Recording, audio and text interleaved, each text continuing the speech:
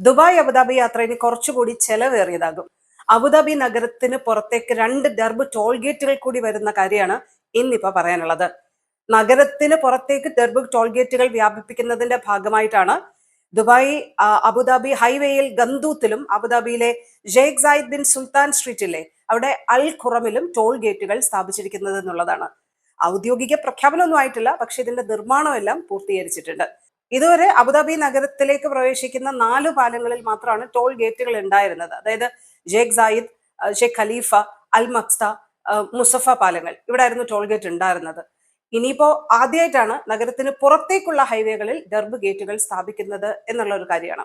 ഇപ്പോ പ്രവൃത്തി ദിവസങ്ങളിൽ രാവിലെ 7 മുതൽ 9 വരെയും വൈകിട്ട് 3 മുതൽ 7 വരെയുമാണ് അബുദാബിയിൽ ടോൾ ഈടാക്കുന്നത്.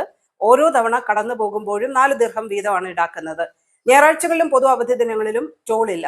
പുതിയ ടോൾ ഗേറ്റുകൾ എന്നു മുതൽ പ്രവർത്തനക്ഷമമാകുമെന്നോ ഏതെല്ലാം വാഹനങ്ങൾക്ക് ടോൾ ബാധകമാകുമെന്നോ എന്നുള്ള ഒരു കാര്യമൊന്നും അധികൃതർ പ്രഖ്യാപിച്ചിട്ടില്ല. ഇപ്പൊ അറിയിക്കാനുള്ളത് ദുബായ് അബുദാബി യാത്രയിൽ അബുദാബി നഗരത്തിന് പുറത്തേക്ക് 2 ടോൾ ഗേറ്റുകൾ കൂടി നിർമ്മാണം പൂർത്തിയായിട്ടുണ്ട്. അതുടൻ പ്രവർത്തനക്ഷമമാകും എന്നുള്ള ഒരു കാര്യമാണ്.